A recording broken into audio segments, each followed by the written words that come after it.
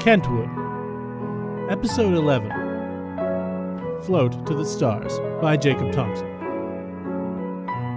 Good day. This is Dr. Dan Sebago, and today's episode of Kentwood centers around my university's homecoming parade. In retrospect, it seems inevitable that something significant would someday occur at this parade. Each year, the parade had evolved even further from its somewhat dull roots as a celebration of the most popular clubs and beautiful people on my campus. By the time of the parade in question, homecoming had fully transformed into a chaotic, endless mass of floats that rarely had much to do with the school and often only reached the judges' stand through police intervention. I had a premonition of danger when I met Roy Grackle at the beginning of the parade route. He was the president of the university, an agent of chaos, and essentially a living metaphor for the decline of the American university system. You look very familiar. I'm Dan Sebago, and I've taught English here for years. Oh yeah, you're Elderedge Kentwood's guy. I remember now. What's on your mind? I want to know if you are literally allowing anybody to take part in this parade. Do you have some kind of problem with this diversity? I just saw the float for All Japan Pro Wrestling roll by. I don't understand why you invited them here, or why they accepted. I can't explain to people why the Ku Klux Klan is in this parade, and I don't like it. Whatever else you can pin on me, nobody can say that I hate diversity. I want the world to know that we don't judge and that anyone, however deviant, can join my parade and fight for the entertainment of a drunken mob. Everyone loves this thing. Both the people lucky enough to witness the carnage in person and the people who watch it on TV and wish they were there. It's good press. I must disagree with you on this. I don't agree with your supposition that all media attention is beneficial to our reputation and endowment. Bad attention is bad. Whatever. There are two ways to judge a parade: length and girth. I'm as proud of my epic clusterfuck of a parade as a father is for the birth of the first legitimate kid. Now, I've got to meet with the winners of the Best Float Award and congratulate them on their victory before your whining gets me out of the mood. How can you already tell who the winner is? Are you blind, man? Look at those hot girls. Slow that float down, ladies, and prepare to be boarded by Roy Grackle. Sir, you shouldn't get on that float. That is a UFO cult. It's also dangerous to climb onto a moving vehicle. Having once more failed to talk sense into Grackle, I looked for my true boss, the great detective himself, Professor Elderedge Kentwood. He took part in the parade as part of the political science department float, but approached it with the enthusiasm of one about to embark on a lengthy prison term. I found him sitting stoically, attempting to ignore an argument between the political scientists and the professors on the economics float. You don't get it, you never will. Mankind can act against their best interests and does so constantly. No, humankind is a fundamentally rational species. Wrong on its face. You economists are false priests of our era. Markets are self-correcting. Daniel, I am about to leap from this accursed float. This exercise in tedium has unspooled since we passed the abandoned Comfort Inn 2.5 miles prior. Please take him off our hands, Dr. Sebago. He's been throwing pebbles to the children instead of candy. That's Professor Kentwood for you. My rocks have more nutritional value than that candy does. Those children will thank me later for not contributing to their tooth decay. Now, Daniel, why have you opted to join me on this interminable caravan into hell? Roy Grackle is up to his old tricks. If nothing else, that ensures that he is not overly concerned with me being a team player and showing solidarity with this pack of frauds. Therefore, I bid you all good day. Ugh. Thank God he's gone. We can hear you. We know. Free of his boring colleagues, Professor Kentwood was able to network among the exotic types that were packed in and among the parade route. Grackle had, for instance, induced representatives of the National Science Foundation to march between the Jean-Claude Van Damme fan club and the pentathlon team. The NSF welcomed us aboard their rather Spartan float. Professor Kentwood, I'm Dr. Leonidas Green, and the NSF are in fact taking part in this parade to touch base with you. We're looking for a detective. Splendid. What may I do to fulfill your technocratic vision of society? You must not let this get out, but I suspect some of our manuscripts have been stolen.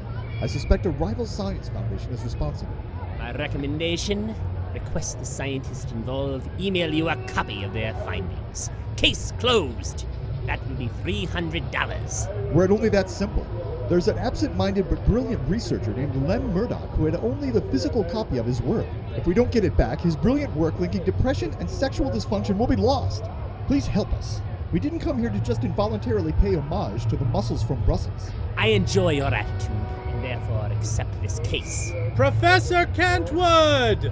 The man who is rudely interrupting our conversation is my colleague, Daniel Sebago. You may speak to him as you speak to me. Now, Daniel, please explain your barbaric manners. I just received a message that Doug Melligan needs to see you. What do the Keystone Cops require? Roy Grackle is missing. He's gone without a trace and everyone is baffled. He's probably gone on some manner of bender.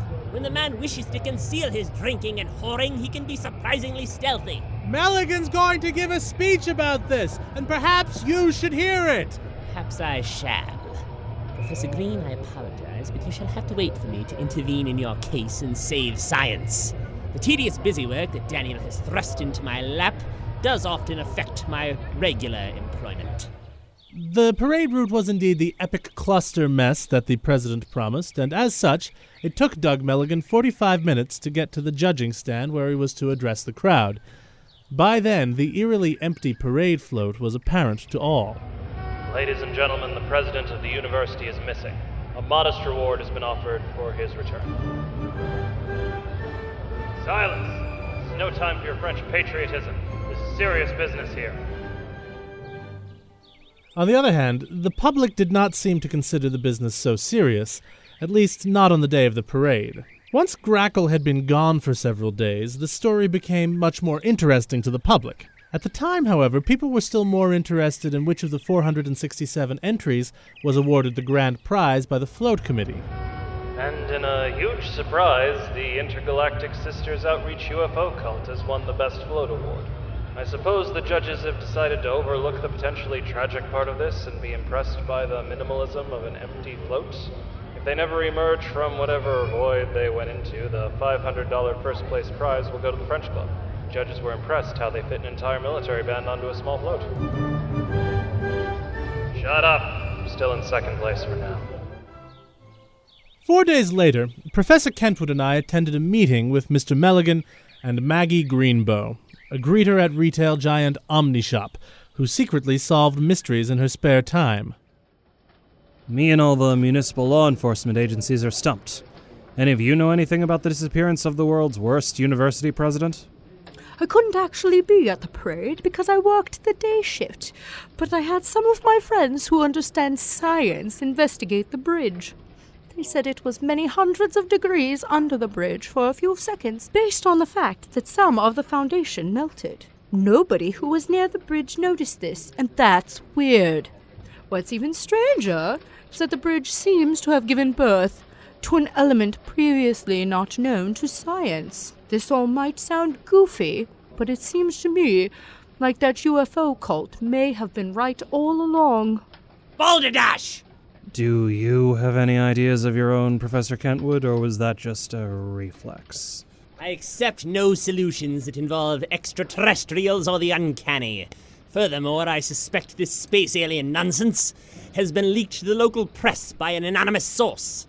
Maggie, alias Anonymous, has already ran her ideas by me, yes.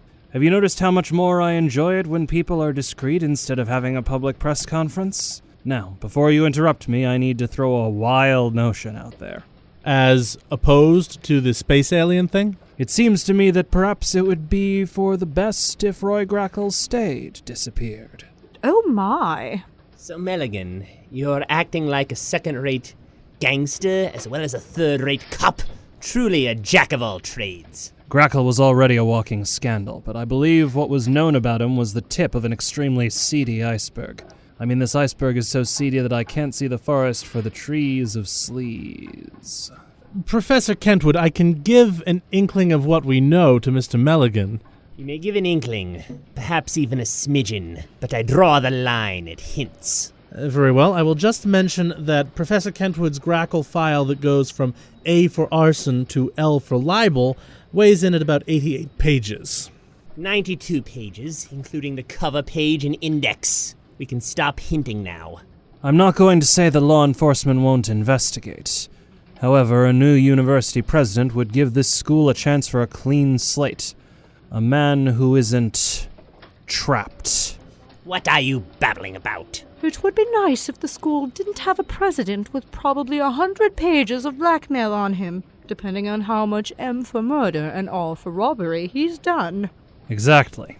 And if you ever want to turn over those valuable records, Kentwood, you know where my office is. Professor Kentwood and I stormed out of the office rather skeptical of Miss Greenbow's notions. Tragically, or not, depending on how you felt about his lifelong crime spree, Grackle never returned. Though the university was somehow more orderly without the president around, something didn't seem right. Many things, actually, including public opinion on the matter. Several days later, I approached Professor Kentwood with a pertinent newspaper article. Balderdash! What element of the article balders the most of your dash, so to speak? You've rudely interrupted my valuable deduction time, which is especially priceless today as I'm on the verge of solving the case that Dr. Green of the National Science Foundation put before me. I believe that his scientific documents were stolen by those inveterate pranksters at the Massachusetts Institute of Technology. If that's their annual prank, I'm at least relieved they didn't build or use a death ray this year. Sorry, that is a catchy national anthem. Anyway, what kind of notions do the benighted masses harbor?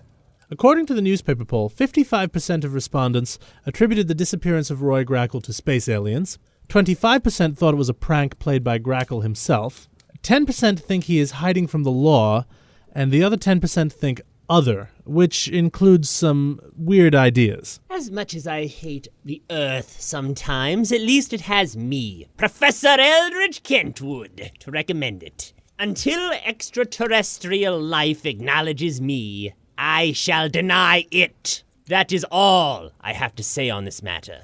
But I suspect something else troubles you, Daniel. Not really. You lie! Very well. I've never seen you not solve a case before. Typically, you would have found out what happened and embarrassed Greenbow and Melligan in public. Who is to say that I shan't? Well... The Grackle case is more a marathon than a sprint. If I ever make a mistake then, and only then, will I allow you to doubt me. Sorry, it's a grad student. I'll put it on vibrate. Change your ringtone. I did, in time, although it took several attempts to find one Professor Kentwood would tolerate. To this day, Roy Grackle has never been seen by another person, at least on this planet. It would be rather jarring and unexpected if he returned. Long-time Kentwood listeners may remember that I mentioned, quite a few episodes ago, that Grackle retired with dignity and honors in 2003. That wasn't exactly a lie, considering that his mysterious departure was quite a bit more dignified and honorable than one might have expected. In fact, strangely dressed pilgrims are often known to venture to the bridge where the aliens allegedly took the parade float.